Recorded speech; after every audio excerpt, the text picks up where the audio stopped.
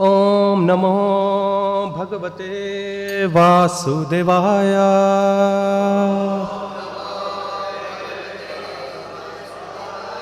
ओम नमो भगवते वासुदेवाय।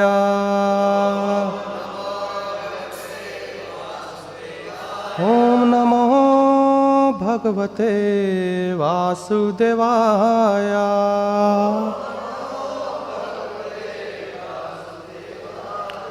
हरे कृष्णा। सभी भक्त लोगों का स्वागत है आज के श्रीमद् भागवतम कक्षा में। आज हम लोग श्रवण कर रहे हैं स्कंद 4 और इसका अध्याय नंबर है 12 और उसका शीर्षक है ध्रुवा महाराज का भगवान के पास जाना।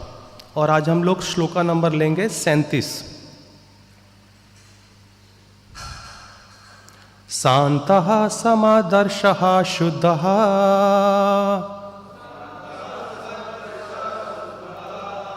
सर्वभूता अनुरंजनः यन्ते अंजस्य युत्य पदम् अच्युता प्रिय बंधवः शान्तः समादर्शः शुद्धः सर्वभूतानुरंजनः यन्ते अंजासच्युत्य पदम् अच्युता प्रिय बंधवः शान्तः समादर्शः शुद्धः सर्वभूतानुरंजनः यन्ते अंजासच्युत पदम् अच्युता प्रिय बंधवः।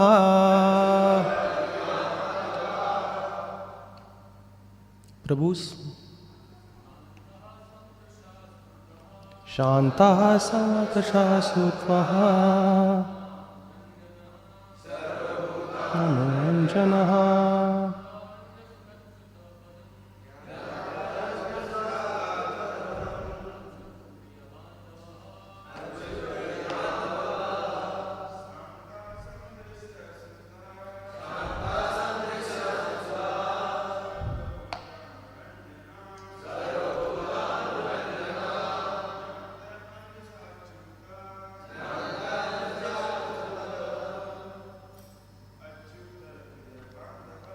अच्युता प्रिय बंधवः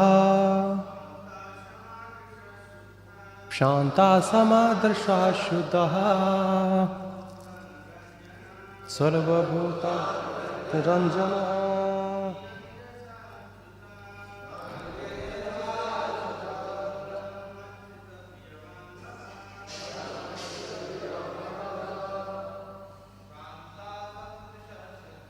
शान्तः समादर्शः शुद्धः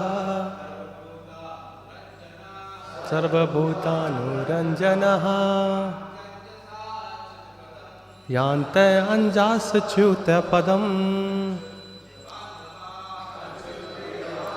शब्दार्थ शान्तः शांत, समादर्शः समादर्शी, शुद्धः पवित्र, सर्व समस्त भूत जीवात्माएं, अनुरंजनः प्रसन्न करने वाले, यान्ति जाते हैं, अंजसा सरलता पूर्वक, अच्युता भगवान के, पदम धाम को, अच्युत प्रिय भगवान के भक्त, बांधवः मित्र। अनुवाद और तात्पर्य श्रील प्रभुपाद जी के द्वारा। श्रील प्रभुपाद जी की जय। अनुवाद। जो शांत, समदर्शी तथा पवित्र है तथा जो अन्य सभी जीवात्माओं को प्रसन्न करने की कला जानते हैं, वे भगवान के भक्तों से ही मित्रता रखते हैं। केवल वे ही वापस घर को अर्थात भगवान के धाम को सरलता से जाने में सफलता प्राप्त कर सकते हैं। तात्पर्य, इस श्लोक के वर्णन से पूरा संकेत मिलता है कि भगवान के भक्त ही वैकुंठ लोक में प्रवेश कर सकते हैं। पहली बात यहाँ कही गई है कि भक्त शांत होते हैं क्योंकि अपनी इंद्रियां तृप्ति के लिए उनकी कोई मांग नहीं होती। वे तो भगवान की सेवा में समर्पित रहते हैं। कर्मी कभी भी शांत नहीं रह सकते क्योंकि इंद्रियां तृप्ति के लिए उनकी बड़ी मांगें होती हैं। ज्ञानी भी शांत नहीं हो सकते क्योंकि मुक्ति प्राप्त करने अथवा पर ब्रह्म से तदाकार होने के प्रयासों में वे अत्यधिक व्यस्त रहते हैं। इसी प्रकार से योगी योग शक्ति प्राप्त करने के लिए अशांत बने रहते हैं, किंतु भक्त शांत रहता है क्योंकि वह भगवान पर पूर्णतः समर्पित होता है और अपने को नितांत असहाय समझता है। जिस प्रकार शिशु अपने माता पिता पर आश्रित रहकर परम शांति पाता है, उसी प्रकार भक्त भी भगवान की कृपा पर आश्रित रहने के कारण पूरी तरह से शांत रहता है। भक्त समादर्शी होता है, वह सबों को एक ही दिव्य पद पर देखता है।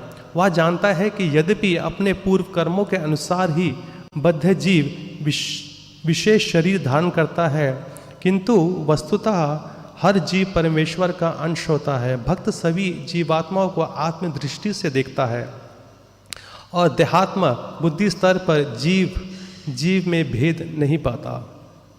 ऐसे गुण भक्तों की संगति से ही उत्पन्न होते हैं। भक्तों की संगति के बिना मनुष्य कृष्ण चेतना में प्रगति नहीं कर सकता। इसलिए हमने अंतर्राष्ट्रीय कृष्ण भावनाविद संघ स्थापित किया है। वास्तव में जो भी इस संघ में रहता है उसमें स्वतः कृष्ण चेतना उत्पन्न हो जाती है। भक्त भगवान को प्रिय होता है और भगवान भक्त को। केवल इस स्तर पर मनुष्य कृष्ण चेतना में प्रगति कर सकता है। कृष्ण भावना भावित व्यक्ति, पुरुष अथवा भगवान के भक्त ही हर किसी को प्रसन्न रख सकते हैं, जैसे कि कृष्ण भावनामृत आंदोलन में परिलक्षित होता है। हम बिना भेद के सबको आमंत्रित करते हैं। हम सबसे बैठने और हरे कृष्ण महामंत्र का जप करने को कहते हैं और हम जितना भी प्रसाद दे सकते हैं लेने को कहते हैं। इसी प्रकार सभी हमसे प्रसन्न रहते हैं। यही विशेषता है।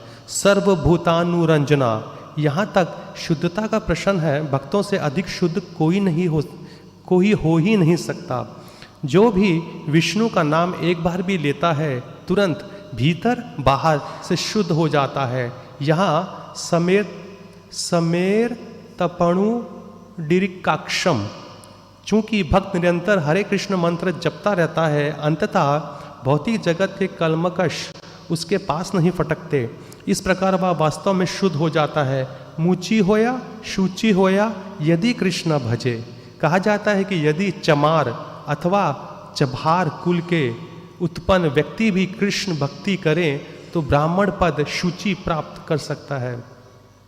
ऐसा व्यक्ति जो कृष्ण भक्त है और हरे कृष्ण मंत्र का जाप करता है, सारे विश्व में सर्वाधिक शुद्ध होता है। ओम ज्ञानातिमिरन्धस्य ज्ञानञ्जनशलाकया चक्षुरुन्मीलितं येन तस्मै श्री गुरुवे नमः। श्री चैतन्य मनोभीष्टं स्थापितं येन भूतले स्वयं रूपा कदा मह्यं ददाति स्वापदान्तिकं। हे कृष्णा करुणा सिंधो दीनबंधो जगतपते गोपीशा गोपिका कांता श्री राधा कांत नमोस्तुते।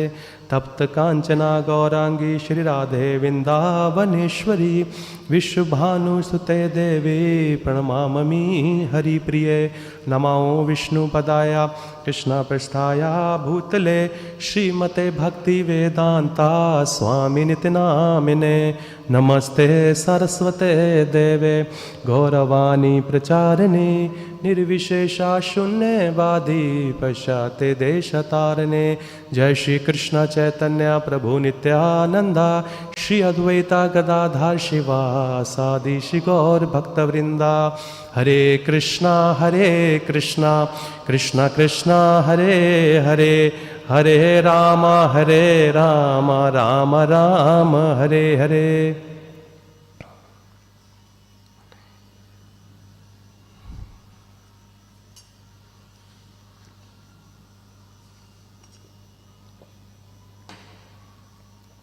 हरे कृष्णा।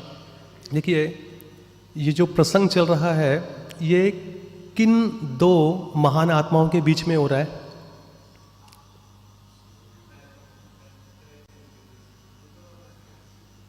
विदुर जी और मैत्रेय जी के बीच में हो रहा है। तो ये किसको बता रहा है ये स्टोरी? कौन किससे बात कर रहा है यहाँ पर?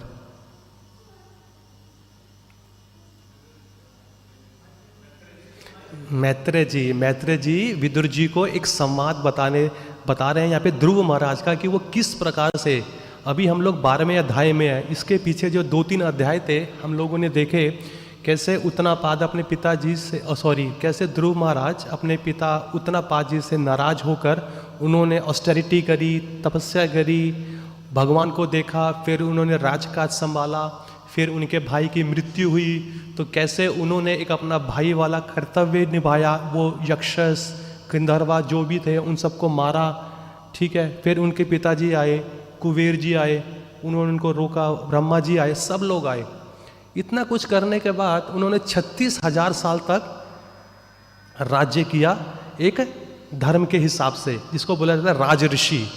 ध्रुव महाराज राज ऋषि भी थे, ठीक है, पहले के रोज राज ऋषि हुआ करते थे। तो यहाँ पे जब ध्रुव महाराज जाने लगे उस वैकुंठ विमान पे, जो पुष्कर विमान आया था उनको लेने के लिए, तो यहाँ पे मैत्रेय मुनि विदुर जी को समझा रहे हैं और उनको बता रहे हैं, उनको माध्यम बताते हुए आने वाली पीढ़ी को, जैसे हम लोग हैं, उनको एक बहुत ही सुंदर लेसन दे रहे हैं कि ध्रुव महाराज अपने काम काज में इतना व्यस्त होने के बावजूद भी उन्होंने अपने आश्रम का जो कर्तव्य था इतने अच्छी तरह से निभाया कि जब उनका अंत काल आया तो वो क्या था? Death personified. जो मृत्यु नामक एक शख्स था, उसके सर के ऊपर पैर रख के विमान पे चढ़े। और न केवल उनको इसकी चिंता थी, ये भी चिंता थी कि मेरी माँ का क्या होगा, क्योंकि अपनी माँ के लिए भी चिंतित थे। तो देखिए, भक्ति इतनी ज़्यादा पावरफुल है, जब कोई भी व्यक्ति अगर भक्त बनता है, न केवल वो अपना उद्धार करता है, उस भक्त से जुड़े जितने भी लोग हैं, चाहे उसके नाते रिश्तेदार हैं, चाहे उसके दोस्त हैं, चाहे उसके समाज हैं, कैसा भी है, जो भी उस व्यक्ति के संपर्क में आता ना, उसका भी उद्धार आज नहीं तो कल, नहीं तो परसों, मगर उसका उद्धार निश्चित है। जैसे कि उनकी माँ के बारे में यहाँ बताया था, और ये सेम प्रहलाद महाराज के बारे में भी बताया गया था। जब प्रहलाद महाराज जब थे, तो जब नरसिम्हा देव आए, उनके पिताजी को मारा, तो उन्होंने बोला मेरे पिताजी का उद्धार कीजिए। कहते बेटा, आपको मांगने की भी जरूरत नहीं है, आपको मांगने की भी नहीं जरूरत है, आपकी 21 पीढ़ियां पहले ही तर चुकी है आपके बोलने से। अब सोचिए कितनी बड़ी बेनिडिक्शन है। दो महान, प्रहलाद महाराज और ध्रुव महाराज, दो महान भक्त, ये अपने एग्जाम्पल से, अपने उदाहरण से संसार में लोगों को बता रहे हैं, हम जैसों को, कि अगर आप भक्ति को उस तरह से करें जिस तरह से हमें शास्त्र बता रहा है, तो गारंटी है कि आपका भगवत धाम जाना निश्चित है, ठीक है। मगर उसके लिए योग्यता भी होनी चाहिए। ऐसा नहीं है, कुछ लोगों का मानना होता है कि ये धोती कुर्ता पहन लिया, सैफरन पहन लिया, टीका लगा लिया, कंठी माला बन गया, तो क्या हम भक्त हो गए क्या? तो हम जा सकते हैं क्या? आपको क्या लगता है प्रभु जी, जा सकते हैं आप ऐसे? कोई भी बोल सकता है, कोई भी बोल सकता है। अभी क्या हम अपनी इस स्थिति में अपने आप को कह सकते हैं कि हम लोग भक्त लोग हैं? अभी जैसे हमारी हालात है, अंदर से और बाहर से सिर्फ हम ही अच्छे से अपने आप को जानते हैं, ठीक है ना। क्या जब हम ऐसे सब प्रसंग पढ़ते हैं श्रीमद् भागवतम में, चैतन्य चरितामृत में, क्या हमें कहीं ना कहीं मिलती है होप कि हमारा भी कहीं ना कहीं आशा है भगवत धाम जाने का? जरूर मिलती है ना, क्योंकि ये सब लिखा है। मगर लोग क्या देखते हैं? सक्सेस देखते हैं कि ये चला गया, ये अमीर बन गया, इसके पास बहुत बड़ी प्रॉपर्टी आ गई, इसका बहुत बड़ा नाम हो गया। मगर ये देखिए, अगर वो भगवत धाम गया है ना, तो वो ऐसे नहीं गया है, गिफ्ट शॉप में आया, धोती कुर्ता लिया, कंठी माला लिया, अगले दिन गाड़ी आई, बैठ के चला गया। उसके पीछे कितने सालों का परिश्रम है, कितने सालों का उसका परिश्रम है। उसने अपने आप को भक्त बनाया है। अभी जो हमारे हालात है ना, इंग्लिश में बोलते हैं एस्पायरिंग टू बिकम डिवोटी। अभी हम भक्त की श्रेणी में नहीं है, अभी हम भक्त बनने के प्रयास में है। अभी देखिए, एक बार एक प्रसंग था, प्रभुपाद जी को एक भक्त ने पूछा, उसमें नए नए भक्त थे, अमेरिका, पूछा, शिला प्रभुपाद जी हमें ये 4 नियम दिए, sex, no gambling, no intoxication, no meat eating, तो क्या हम भक्त बन गए हैं? तो प्रभुपाद जी बोले, नहीं, तुम इंसान बने हो पहले, तुम अभी भक्त नहीं बने हो, तुम अभी इंसान बने हो। पहले इंसान की श्रेणी में आओ, उसके बाद देखो शास्त्र कैसे बोलता है भक्त कैसे बनना है। मगर कहीं ना कहीं हम लोग प्रगति पर हैं, किसी को 5 साल हो गया, किसी को 10 साल, किसी को 20 साल, 25 साल, किसी को है। मगर अभी हम क्या है, अभी हम एस्पायरिंग टू बिकम डिवोटी। क्योंकि डिवोटी की परिभाषा क्या है, ना सोचती ना कांक्षती, समा सर्वेषु भूतेषु मद भक्ते लभते परम। जो भक्त है ना, वो कुछ खो जाने पे रोता नहीं है और कुछ मिल जाने पे हर्षित भी नहीं होता, वो न्यूट्रल रहता है। ये हमें अपने आप को देखना है कि क्या मेरे पास नहीं है, मैं उसके लिए रो रहा हूं, और जो खो गया है क्या मैं उसके लिए भी रो रहा हूं। ये अपने हालात देखने हैं। हमारा छोटा सा बीड बैग खो जाता है या हमारा कुछ धोती कुर्ता खो जाता है, हम लोग अपना टेम्पल पूरे सर पे उठा लेते हैं, फलाने फलाने ने ले लिया मेरा। मतलब कि देख सकते हैं एक छोटी सी अटैचमेंट, पेन भी हो सकता है, हमारी बुक भी हो सकती है, बेशक ये सब आध्यात्मिक है। मगर जो उस समय हमारी स्थिति होती है ना, हम लोग काँप रहे होते हैं, दूसरे भक्त को उल्टा सुल्टा बोल रहे होते हैं, ये हमें देखना है कि कहाँ तक हम भक्त हैं। और भक्त का ये जो पिछला वाला जो श्लोक था 36 और आज का, इसमें बताया गया है कि वैकुंठ जो कि भगवत धाम है, गोलोक वृंदावन है, वहाँ पे जाने के लिए क्वालिफिकेशन क्या चाहिए, ये हमें देखनी, वो अर्जित करनी है। अब देखो, आप सब लोग गए होंगे ना सरकारी अस्पताल में, गवर्नमेंट हॉस्पिटल में, आपने देखा होगा वहाँ पे जब कुछ सीनियर डॉक्टर्स होते हैं, उन सीनियर डॉक्टर के साथ ना कुछ बॉयज़ होते हैं, कुछ गर्ल्स होते हैं, कुछ लड़के लड़कियाँ होते हैं यंग से।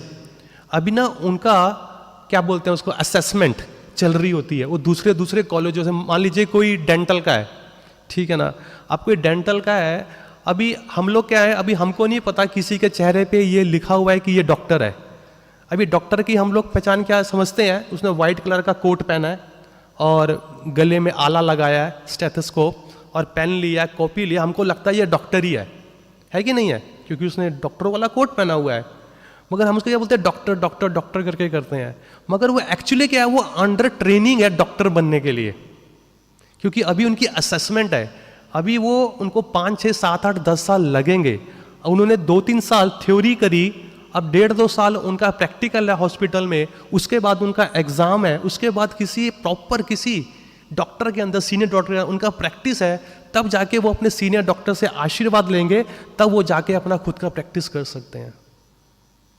तो अभी अगर हमको थोड़ा समय हुआ, अगर हमने भी धोती कुर्ता, अपना हेयर स्टाइल वेयर स्टाइल सब चेंज किया है, ऐसे बने हैं, तो इसका मतलब क्या है, अभी हम एस्पायरिंग टू बिकम डिवोटीज है। अब जो क्वालिटीज है एक साधु की, श्रीमद् भागवतम बोलती क्या है,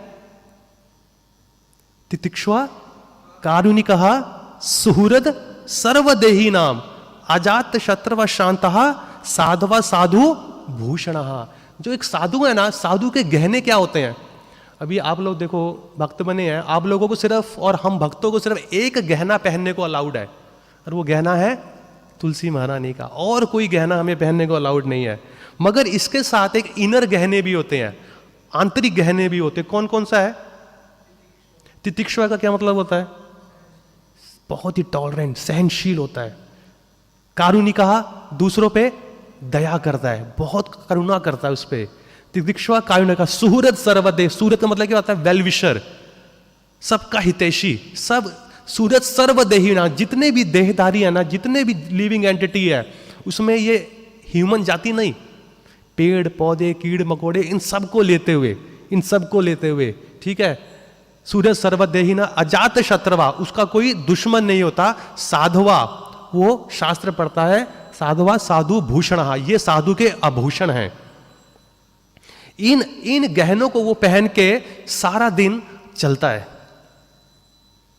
मतलब क्या है, इनको वो प्रैक्टिस करता है अपने जीवन में। अभी देखिए 36 नंबर जो श्लोक है उसमें हम पढ़ेंगे कि क्या क्वालिफिकेशन बताइए 36 और आज का जो 37 है। जो लोग दूसरे जीवों पर दयालु नहीं होते, मतलब करुणा नहीं है, वह स्वत जो मैं इन वैकुंठ लोकों में नहीं पहुंच पाते। ये चेकलिस्ट है, ये चेकलिस्ट है भगवत धाम जाने की। जिनके प्रकाश से इस भौतिक ब्रह्मांड के सभी लोग प्रकाशित हैं। जो व्यक्ति निरंतर अन्य प्राणियों के कल्याणकारी कार्यों में लगा रहता है, केवल वह ही वैकुंठ पहुंच पाते हैं। और जो आज का श्लोक है, आज से समझेंगे, जो शांत, समादर्शी तथा पवित्र है। अभी इसमें इंग्लिश में यहां पे इन्होंने एक चीज और लिखी हुई है, इसमें है purified, cleansed and purified person who are peaceful, equipoised, cleansed and purified. यहाँ पे 4 चीजें हैं, मगर हिंदी में यहाँ पे इन्होंने खाली 3 चीजें ही लिखी हैं। तो पहला है पीसफुल, पीसफुल, उसको शांत रहना चाहिए। क्योंकि देखिए भौतिक जगत के जो भी कार्य हैं, चाहे आप अपने ऑफिस में हैं, चाहे फैक्ट्री है, या घर के कार्य हैं, या कोई भी कार्य लीजिए, अगर वो ठंडे दिमाग से या शांतिपूर्वक नहीं करे गए ना, आप उसके नतीजे तक नहीं पहुंच सकते, आप उसको एक अंजाम नहीं दे सकते हैं, जो हमें एक पॉजिटिव सकारात्मक अंजाम चाहिए उस कार्य को।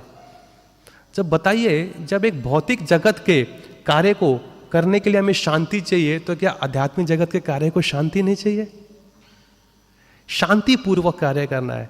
भगवान भागवत गीता के 2 जगहों पे ऐसा बोलते हैं, ठीक है। एक जगह है यहाँ पे 2.66 में, नास्ति बुद्धिर अयुक्तस्य ना चायुक्तस्य भावना ना चा भाव यथा शांतिर आशंतस्या कुतः सुखम। इसका मतलब क्या, आपको हिंदी में पढ़ लेता हूं मैं आपके लिए। जो कृष्ण भावनावित में परमेश्वर से संबंधित नहीं होता, उसकी ना तो बुद्धि दिव्य होती है और ना ही मन स्थिर होता है, मतलब शांत रहता है। जिसके बिना शांति की कोई संभावना नहीं है। यहाँ पे शांति लानी कैसे है, देखिए भगवान उसका उदाहरण दे रहे हैं, उसका सॉल्यूशन बता रहे हैं। शांति के बिना सुख हो भी नहीं सकता है, और कैसे हो सकता है। और यहाँ पे 5.18 में भी बोलते हैं, सॉरी इसमें 5.29 में, भोक्ताराम यज्ञ तपसाम सर्वलोको महेश्वरम सुहृद सर्वभूतानाम ज्ञात्मा माम शांति रचिति। अभी देखिए यहाँ पे समझने का प्रयास कीजिए कि भक्ति में आने से पहले हम लोग कितने अशांत थे अपने जीवन में। खैर शांत तो अभी भी नहीं है। कौन कौन है यहाँ पे बोलेगा जो वाकई 100% बोल सकता है कि वो शांत है? मगर जो शांति आपको आने के बाद मिली भक्ति में और भक्ति से पहले की शांति, अगर आपको उनके बीच में कंपेयर किया जाए तो आपको ये लगता है कि आप लोग बेटर है पहले की स्थिति में, है कि नहीं है? अभी कृष्ण भावनामृत का आपने पूरी तरह से अपने जीवन में अप्लाई नहीं किया है, अभी यह प्रोग्रेस में है। अभी सोचो स्टार्टिंग की स्टेज पे ये आपको इतना पीस और इतनी शांति मिल रही है। जब सोचो जब पूरी तरह से कृष्ण भावनामृत में ढल जाओगे तो आपके क्या हालात होंगे।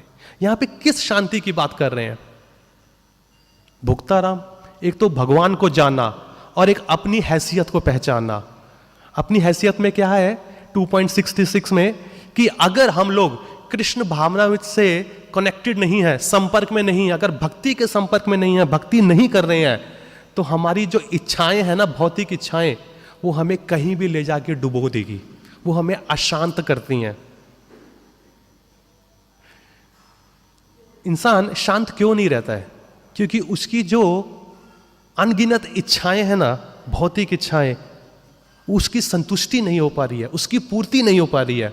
और पूर्ति हो भी जाए ना, 1 2 या 3 या 4 की या 10 की, पीछे 1000 खड़ी हैं या 10,000 खड़ी हैं, अपनी बारी आने की वेट कर रही हैं कि प्रभु जी ने तो उनकी तो, अब ये जो इच्छा नामक थी एक व्यक्ति, इसकी तो इच्छा पूरी कर दी, अब मेरी बारी कब आएगी?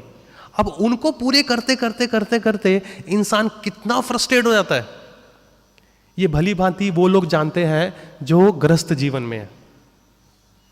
उनको भली भांति पता है इस बात का ठीक है ना? क्यों? क्योंकि अपनी तो इच्छा है ही है, तन की मन की, प्लस जो इच्छाएं अपने हस्बैंड या वाइफ की है, बच्चों की है, नाते रिश्तेदार की, वो सब ऐड हो जाती है। और बेचारा उनकी पूर्ति करते करते करते करते ना फ्रस्ट्रेट हो जाता है, एकदम एकदम कलप जाता है कि अब मैं क्या करूं, मैं क्या करूं। जितना इसको प्रभुपाद जी बोलते हैं, शास्त्र बोलता है कि आग के अंदर घी डाल रहे हो, और जितना घी डालोगे हालत क्या होगी, वो उतना भभकती है, उतना और ज्यादा फैलती है, और उतना ज्यादा फैलती है। तो अभी इन इच्छाओं को रोके कैसे? केवल एकमात्र सोल्यूशन है, माला उठा लो, भागवत गीता उठा लो, भागवतम उठा लो, और उनके अनुसार अपना जीवन व्यापित करो। क्योंकि जो इच्छा अभी आपको तंग कर रही है, जिसके लिए आप इतना ललायित हो, जिसको बोलते हैं कि तलब लग रही है, तलब, आप उससे पूछिए जिसको तलब लगती है सिगरेट की, जिसको तलब लगती है दारू की, जिसको तलब लगती है मांस की, और पर पुरुष और पर स्त्री की, जिसको तलब लगती है ना, वो ना आओ देखता है ना ताओ देखता है, वो अच्छा ना देखता ना बुरा देखता है, कुछ नहीं देखता है, वो सिर्फ उस चीज को भोगना चाहता है। और वो तलब ना सिर्फ कुछ सेकंड्स की होती है, 5 सेकंड, 10 सेकंड, 1 मिनट, इसकी तलब होती है। मगर उस भ्रम के अंदर ना वो इतने पाप कर बैठता है कि उसका हर जाना या तो उसे बहुत भारी पड़ता है उस दिन का, या उस वीक का, या पूरे जीवन का। वो सोचता है कि यार काश मैंने कुछ समय के लिए अपने आप को रोक लिया होता ना, तो आज मैं इतना जो पेमेंट दे रहा हूं ना, इसकी पेमेंट खत्म ही नहीं हो रही है, इसका भुगतान खत्म ही नहीं हो रहा है, इसका चल जा रहा है। दूसरा क्या है, अगर भोगने की इच्छा हो तो हमें यह सोचना चाहिए कि क्या हम उसके भोगता है। 5.29 भागवत गीता का जो 5वां अध्याय है, Krishna conscious, action in Krishna consciousness, उसका जो 29 नंबर श्लोक है, जो भी मैंने पढ़ा, भोक्ताराम यज्ञ तपसाम। तो भोक्ताराम कौन बोल रहा है यहां पे अपने आप को? भगवान बोल रहे हैं। और किस किस चीज का भोक्ता? यज्ञ और तप का। कि जो आप सैक्रिफाइस हो, आप ऑस्टेरिटी करते हो ना, उसके भोक्ता भी आप नहीं हो। और इस दुनिया में कितने सारे सैक्रिफाइस हैं, कितने सारे तप हैं, आप बताइए। नाम के तौर पर विवाह एक यज्ञ है, नामकरण एक यज्ञ है, इनिशिएशन एक यज्ञ है, अगर किसी का मृत्यु हो जाता है उसका एक यज्ञ है, नामकरण एक यज्ञ है, बहुत सारे 10, 12, 15 बहुत सारे अनगिनत यज्ञ और तप हैं। मगर हमें यह लगता है ये जो कर रहा हूं ना, इसका जो परिणाम मिलेगा ना, उसका भोक्ता मैं हूं। और जब हम उसको भोगना शुरू कर देते हैं उस यज्ञ के और उस तप के फल को, तो हमारे अंदर क्या होती है? अशांति फैलना शुरू हो जाती है। क्यों? क्योंकि हम उसको बर्दाश्त नहीं कर पाते हैं। क्यों? भगवान खुद ही बोल रहे हैं कि हर चीज का भोक्ता मैं हूं, तुम अपने आप को मत करो। क्यों? क्योंकि जिस दिन तुमने अपने आप को भोगना शुरू कर दिया ना उस फल को, उस दिन से तुम्हारा विनाश शुरू है। भोक्ताराम यज्ञ तरफ सर्व लोको महेश्वरम, कि जितने भी लोग हैं, 14 लोग और इससे भी बड़े बड़े जो और भी बहुत है, उनका महेश मैं हूं। महेश का मतलब क्या है? ईश्वर। ईश्वर का मतलब क्या है? कंट्रोलर, नियंत्रित करने वाला। मगर हम लोग सोचते हैं हम लोग नियंता हैं, हम लोग नियंत्रित करना शुरू कर देते हैं। हम लोग देख सकते हैं अपने अपने एरिया में, अगर हमें कुछ सेवा दे रखी है तो हमको लगता है कि ये 10 ब्रह्मचारी लोग मेरे अंदर हैं, मैं उनको कंट्रोल कर रहा हूँ, मेरी वाइफ, मेरा हस्बैंड मेरे अंदर है, ये फैक्ट्री वाले मेरे अंदर है, मैं इनको कंट्रोल कर रहा हूँ, ठीक है ना, सरकार है उसको मैं कंट्रोल कर रहा हूँ। तो कहीं ना कहीं एक भोक्ता, एक भोगने की मेंटालिटी वाला ना, ईश्वर बनने का जो हमारे अंदर जुनून है ना, वो हमें अशांत बनाता है। कि एक्चुअल में हम लोग कंट्रोलर है ही नहीं है, सब चीज भगवान के आदेश अनुसार चल रहा है। प्रकृति क्रियमनानी गुना कर्मानी सर्वशा अहंकार अभिमूढ़ आत्मा करता अहम इति मन्यते। श्री राधा गोविंद की जय। जो प्रकृति, जो भगवान की सेविका है, वो प्रकृति जो भगवान की सेविका है, वो भगवान के आदेश में सब कुछ चला रही है। हमारे एक छोटा सा जीव, एक पिद्दू सा जीव, जिसका कहीं पे भी अता पता नहीं है, वो सुबेरे उठता है ना, उसको इतना बड़ा गर्व होता है कि ये दुनिया ना, मैं उठता हूं तो मेरे उठने से चलती है। और ये खाली मनुष्य में ये मेंटालिटी नहीं है, हर आत्मा के अंदर, चाहे वो आत्मा कीड़ी है, मगोड़ी है, हाथी घोड़ा, जिस भी शरीर के अंदर है, वो हर कोई जीव ना उठते सार यही सोचता है आज मैं उठ गया ना, आज दुनिया अच्छे से चलेगी। उसको ये भ्रम रहता है। अहंकारा विमूढ़ार्था कर्ता अहम इति मन्यते। जो ऐसे अहंकार से बड़ा हुआ जो मूर्ख है, एक होता है मूढ़ा, क्या मतलब होता है? मूर्ख, है ना, मूढ़ा। और एक होता है विमूढ़ा, सुपर मूर्ख, सुपर फूलिश। एक होता है मूर्ख, एक होता है महामूर्ख। तो ये महामूर्ख की श्रेणी में आते हैं। इसको भगवान कहते हैं कि अगर तुम ये दो चीज जान लो कि हर चीज का भोक्ता मैं हूं, संचालक मैं हूं, नियंता मैं हूं, तो तुम आराम से बैठ जाओगे शांति से। जब तुमको पता है कि भैया मैं कुछ कर ही नहीं रहा हूं, तो आपको चौधरी बनने की जरूरत क्या है? आप शांति से वो सेवा करो जो आपको दी गई है और आराम से शांति से रहो। इंसान अशांत क्यों होता है? क्योंकि वो अपनी सेवा छोड़कर दूसरे की सेवा में उंगलियां टांग अड़ाता है। उसी में उसकी शांति वहां पे शुरू हो जाती है उसकी। और यहां पे दूसरी चीज क्या है कि अगर हम कृष्ण भावनामृत से जैसे ही अलग होते हैं, यहां पे लिखा है ना कि इंटेलिजेंस, हमारी जो बुद्धि है, इंटेलिजेंस भी दो टाइप की होती है। कौन कौन सी होती है? मेटीरियल और स्पिरिचुअल, आध्यात्मिक और भौतिक। तो जहां आप कृष्ण भावनामृत से हटे, भक्ति से हटे, भागवत गीता श्रीमद् भागवतम के ज्ञान से हटे, तो आपकी इंटेलिजेंस स्पिरिचुअल इंटेलिजेंस नहीं कहलाई जाएगी, वो भौतिक कहलाई जाएगी। और जब आप अपनी भौतिक इंटेलिजेंस से जब आप फैसला लेंगे ना, तो अंत में आपका क्या होगा परिणाम? क्या होगा? अशांति। और जब आप स्पिरिचुअल इंस्ट्रक्शन लेते हैं श्रीमद् भागवतम और भागवतम से और भागवत गीता से, तब आपके अंदर क्या रहेगा? शांति। क्योंकि वो आपके भ्रम को हटाती है। जो आप लोगों को प्रस्तुत कर रहे हैं ना कि आप क्या है, वो उस भ्रम को भागवत गीता श्रीमद् भागवतम हटाती है आपके जहन से। देखिए भाई साहब, आप कुछ भी नहीं है, आपका सिर्फ एक ही मात्र रोल है कहीं पे भी जन्म लेने का, किसी भी योनि में जन्म लेने का। और वो एकमात्र रोल क्या है? जीवे रे स्वरूप होवे कृष्णे रे नित्यादास।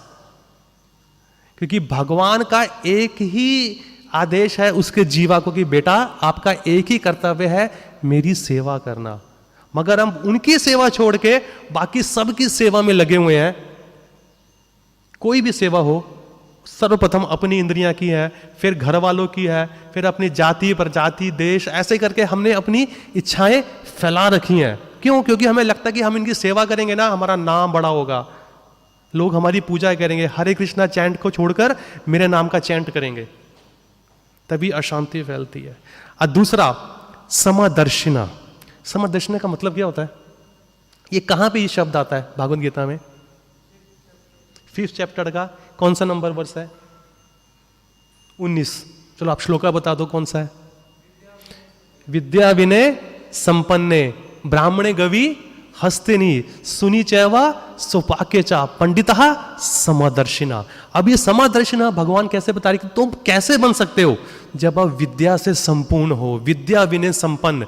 जब आप विद्या, जब आप नॉलेज के साथ जब आप संपूर्ण हो जाते हो ना, तो आप क्या करते हो? ब्राह्मणे, एक ब्राह्मण, गवि क्या होता है?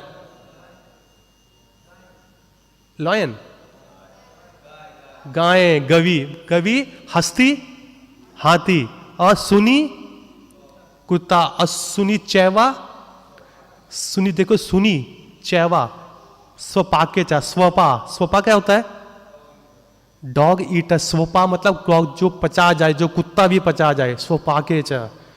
जब आप इन लोगों को देखते हो, ब्राह्मण को, गाय को, हाथी को, एक कुत्ते को और एक कुत्ता खाने वाले को, जब आपके विद्या के साथ, जब आप नॉलेज के साथ चलते हो, जब इनके अंदर कैसे देखते हो एक समान? क्या ये एक समान है? देखने लायक है? पर आप कैसे देखते हो इनको? आध्यात्मिक स्तर पे, कि भगवान इनके अंदर भी है, भगवान मेरे अंदर भी है।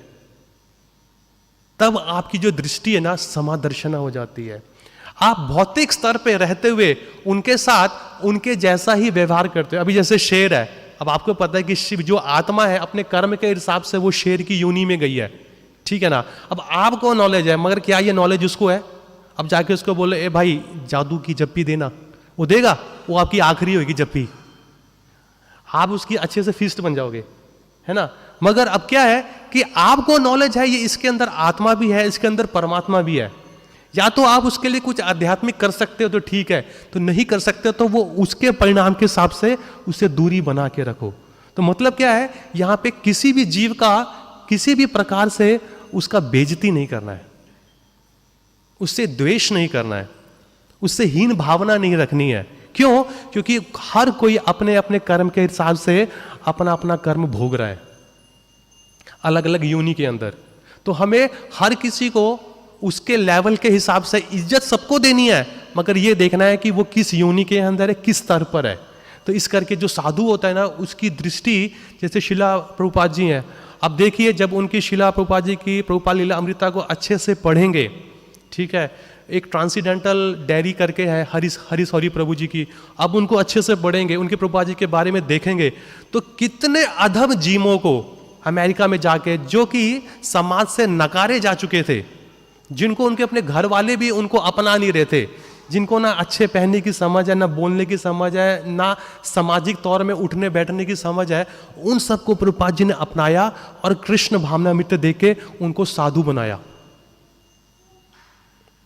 देख रहे हो, ये एक साधु की दृष्टि है। क्यों? क्योंकि जो साधु होता है ना, वो क्या करता है, वो कूड़े के अंदर भी ना, या किसी व्यक्ति के अंदर वो कितना भी हीन हो, वो कितना भी समाज से नकारा जा चुका हो, वो उसके अंदर भी वो एक कैपेसिटी देखता है, एक योग्यता देखता है कि मुझे अगर मैं इसे कृष्ण भावना में दे दूं ना, ये बंदा भगवत धाम चला जाएगा। प्रभुपाद जी के कितने सारे शिष्य हैं, ब्रह्मानंद प्रभु हैं, गार्ग मुनि प्रभु हैं, और भी अनेकों शिष्य हैं। जब वो प्रभुपाद जी के बारे में बताना शुरू करते हैं ना, उनका गला बैठ जाता है, वो आगे बोल नहीं पाते हैं, क्योंकि उनको पता था कि मैं किस गटर के नाले में हम लोग सड़ रहे थे, दुनिया के किस कोने में हम लोग सड़ रहे थे। वहां पे शिला प्रभुपाद जी ने आए और हमको उस गटर के नाले से उठाया और हमें एक इंसान बनने का अवसर प्राप्त किया। तो ये अवसर हमें अपने आप को भी देना है और बाकी सब जनों को भी देना है। और यहाँ पे तीसरा चौथा है पवित्र, और यहाँ पे इंग्लिश में है प्यूरिफाइड। ठीक है, अपने आप को इसमें लिखा है क्लींस्ड एंड प्यूरिफाइड, दो चीजें। अब अपने आप को प्यूरिफाई कैसे करेंगे, अपने अस्तित्व को, अपनी एग्जिस्टेंस को। अब हमें मनुष्य जन्म मिला है कि नहीं है? अरे हमको सबको पता है हम अंदर से कितने प्यूर है और कितने शुद्ध हैं। बिल्कुल नहीं है, ठीक है ना। हम अभी एक्सटर्नली तौर पे शुरू हुए हैं, चलो कहीं से तो शुरू हुए हैं, पहले तो शुरुआत ही नहीं हो रही थी शुद्ध होने की। तो यहां पे आंतरिक तौर पे शुद्धता कैसे आएगी? सिंपल, चेतो दर्पण मार्जनम भव महादवाग्नि निर्वापणम। चित्त का दर्पण कैसे किया जाता है? हरे कृष्ण महामंत्र से। हरे कृष्ण महामंत्र एक तरह से आप इसको बोल लो, एक औषधि है, या इसको एक स्क्रबर है, या एक स्टील वूल है, या एक साफ करने का कपड़ा है। कि जब आपने हरे कृष्ण महामंत्र को उठाया, आपका जो चित्त है, जो अच्छे बुरे की समझ नहीं देख पाता था पहले, किसका मान करना है, किसका सम्मान करना, कौन क्या है, कुछ समझ में नहीं आता था। बस जिस दिन आपने हरे कृष्ण महामंत्र को उठाया, आपका जो चित्त एक दर्पण की तरह है, महाप्रभु कहते हैं, वो आप उसे साफ करना आपने शुरू कर दिया। पर जिस दिन आपने इसे साफ करना शुरू करा, आपको जो सच्चाई है, जो रियलिटी है, वो आपने देखनी शुरू कर दी कि भैया, क्योंकि जैसे आप दर्पण साफ करते हो तो सबसे पहले आपको दिखता क्या है? अपने आप को, कि भैया ये मैं हूं, ये मेरे हालात हैं। मैं दुनिया की नजर में फेसबुक में, इंस्टाग्राम में अपने आप को बहुत बड़ा साधु पब्लिसाइज कर रहा हूं, एडवर्टाइज कर रहा हूं, पर अंदर से क्या मेरे हालात है ना, वो मैं ही जानता हूं। क्योंकि आप दुनिया से झूठ बोल सकते हो, मगर दर्पण के सामने जाके ना आप वही ग्लोरिफिकेशन अपने आप को करके दिखाओ, आप अपने आप पे हंसोगे कि प्रभु जी तो बहुत महान है, प्रभु जी को बहुत सारे श्लोक आते हैं, प्रभु जी बहुत प्यारा कीर्तन करते हैं, प्रभु जी सिर्फ भगवान के लिए गाते हैं। नहीं रे, प्रभु जी अपनी एडवर्टीजमेंट के लिए गाते हैं। तो ये सब अपने आप से आप बात करोगे ना, तब आपको पता लगेगा भाई साहब कहीं ना कहीं तो मेरी खिड़की खराब है, क्योंकि इन हालातों में मैं भगवत धाम जाने लायक नहीं हूं। क्योंकि हमें किसी से सर्टिफिकेट नहीं चाहिए, हमें ना टेंपल प्रेसिडेंट से सर्टिफिकेट चाहिए, ना वाइस प्रेसिडेंट से सर्टिफिकेट चाहिए, ना जीबीसी से सर्टिफिकेट चाहिए, ना किसी और व्यक्ति से सर्टिफिकेट चाहिए। अगर कोई सर्टिफिकेट दे पाएगा तो वो आप खुद है अपने आप को, क्योंकि ये चेकलिस्ट है। ये चेकलिस्ट है, शांत, समादर्शिना, पवित्रा, ये सब चीजें, ये सर्टिफिकेट आप अपने आप की चेकलिस्ट को खुद ही टिक ऑफ करो कि मैं कहां पे प्रोग्रेस कर रहा हूं, मैं कहां पे प्रोग्रेस कर रहा हूं, मैं आज से 10 साल पहले आया था, मैं क्या था, और आज मेरे हालात क्या हैं, मैं क्यों मेरे अंदर का हृदय जो अनर्था से भरा हुआ है वो क्यों नहीं मेरा साफ हो रहा है ना। तो कहां से शुद्धता, कहां से प्योरिटी आएगी, कहां से क्लीनिनेस आएगी, जो अनर्था जब यहां से हटेंगे ना तब वहां से आएगी। और बीच बीच में आपको टेस्ट भी होते रहेंगे। आते हैं आप लोगों के पास टेस्ट आते हैं? अगर आप भक्ति कर रहे हैं आपके पास आते हैं टेस्ट? अभी कुछ लोगों को ना शिकायत होता है, वो शिकायत ये होता है कि प्रभु जी हम ना कभी कभी हमारे जीवन में इतने सारे दुख आते हैं तो हम भगवान को बहुत इंटेंसली प्रे करते हैं, बहुत ज़्यादा प्रे करते हैं, ठीक है ना, मगर भगवान हमारी सुनता नहीं है। होता है ये? किस किस के साथ होता है? बस 2-3 के साथ ही होता है, बाकी सब ऐसे ही हैं, पास हैं है? किस किस के साथ ये होता है? जब जीवन में कोई दुख आता है, जब आपको लगता है कि भैया कैसा भी हो दुख, शारीरिक हो, मानसिक हो या कैसा भी हो, जब आपको ये लगता है कि भैया जी हम भगवान के सामने, डीटी के सामने, श्री श्री राधा गोविंद के सामने, राम लक्ष्मण सीता हनुमान जी के सामने जाके प्रे करते हैं, वो सुनता नहीं हमारी, तो उधर आपका फेथ का क्या हालत होता है आप बताइए? वहां पे आपका फेथ शेक करता है? यार ये भागवत गीता तो बोल रही थी योगक्षेमम हम वाली बातें, किधर गया भगवान का प्रॉमिस, है ना। तो हम लोग भगवान का श्लोका भगवान को जाके बोलते हैं कि भगवान शायद आप ये श्लोका भूल गए हो, आपको याद है कि नहीं याद है, आपने कुछ ऐसे बोला था आज से 5000 साल पहले, किधर गया आपका प्रॉमिस? होता नहीं होता है? अरे बहुत लोग उस वैसे श्लोका याद नहीं आते हैं, मगर जब प्रॉब्लम आते हैं तो सारे श्लोका याद आते हैं वो भगवान को बोलने के लिए। मगर ये बात सुन लो कि जब टेस्ट होता है ना, टेस्ट में टीचर बोलता नहीं है। अगर आप लोगों ने एग्जाम दिया होगा अपना अपना स्कूल का, कॉलेज का, जब आपके एग्जाम चल रहे होते हैं, साल में होते हैं ना 4-5 बारी, मई में, सितंबर में, दिसंबर में, और एक फेब में मॉक होता है, और मार्च में फाइनल एग्जाम होता है। तो कभी आपने देखा है कि आपका टीचर एग्जाम के टाइम पे बोलते सर थोड़ा सा 100 रुपये ले लो, कुछ आंसर बता दो, कुछ बता दो, तो टीचर आपको क्या बोलता है? क्या बोलता है? करो एग्जाम करो अपना। टीचर एग्जाम के समय बोलता नहीं है, या तो टीचर एग्जाम से पहले बोलता है या एग्जाम के बाद बोलता है, एग्जाम के समय में नहीं बोलता। और क्यों हमें वो डिफिकल्ट लगता है वो एग्जाम? क्योंकि जब टीचर पढ़ा रहा था ना, हम क्लासों में बंक मार रहे थे, हम फिल्में देख रहे थे, गदर 2 उस समय पे क्योंकि हमें सनी देओल का हथौड़ा बहुत अच्छा लग रहा था। और जब एग्जाम में माया मार रही हथौड़े तो भगवान को बोलते हैं श्लोका कि भगवान करो ना योगक्षेम हम अपना प्रॉमिस पूरा करो ना। या तो टीचर एग्जाम से पहले बोलता है या एग्जाम के बाद बोलता है, क्योंकि जब भक्ति भिक्षा प्रोग्राम चल रहे होते हैं, भागवतम चल रही होती है, ऐसे ऐसे साधु लोग आए होते हैं, तब तो हम बंक मार देते हैं, अरे ये टीचर है, अरे नहीं यार ये तो बोरिंग, हंसाता नहीं है यार, क्लास में कुछ जोक नहीं मारता है।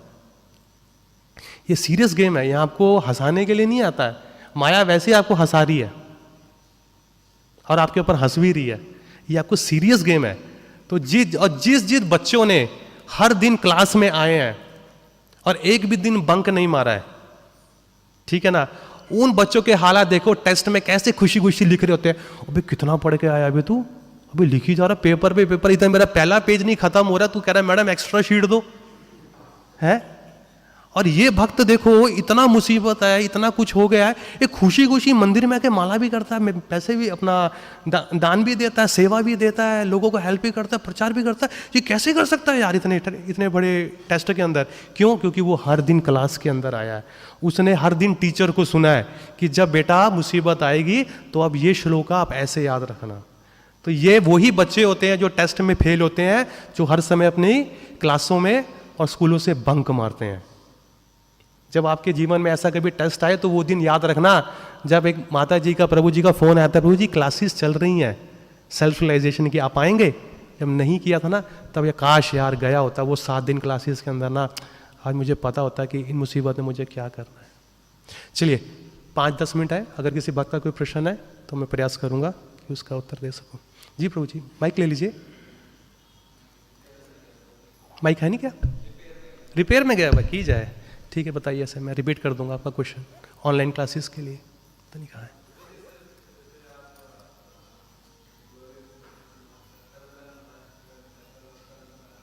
हाँ जी, हाँ जी। हम्म हम्म, बिल्कुल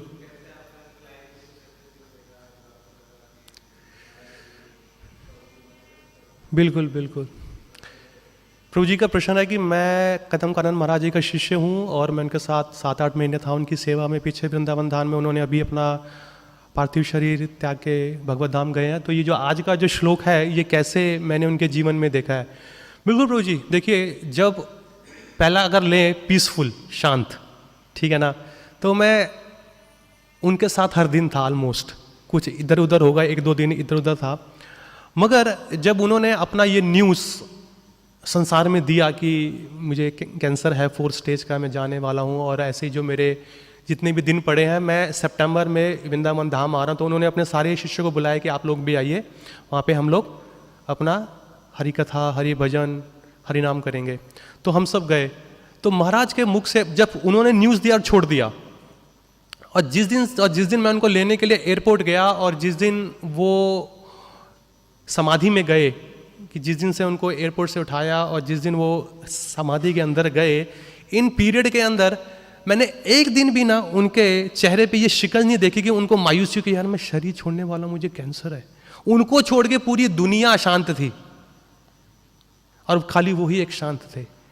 एक भक्त थे, मैं उनका नाम नहीं लूँगा, वो सैफरन में थे, काफ़ी सीनियर थे, आए थे अपनी टीम लेके कहीं बाहर से। तो उन्होंने मुझे देखा कि आप महाराज के शिष्य हैं, मुझे महाराज से मिलना है। मैंने कहा प्रभु जी, आपने अपॉइंटमेंट तो नहीं लिया महाराज का, आपको अपॉइंटमेंट लेना पड़ेगा। कहते कि नहीं कोई बात नहीं है, क्योंकि मैं सोचा यार इंडिया में ना लोग ऐसे ही आ जाते हैं पीछे पीछे। मैंने कहा चलो ठीक है, देख लो। तो ओबेसेंसिस पे किया, तो बैठे सारी गुरु महाराज शिला प्रभुपाद जी के किसी शिष्य के साथ वार्तालाप हो रही थी उनकी।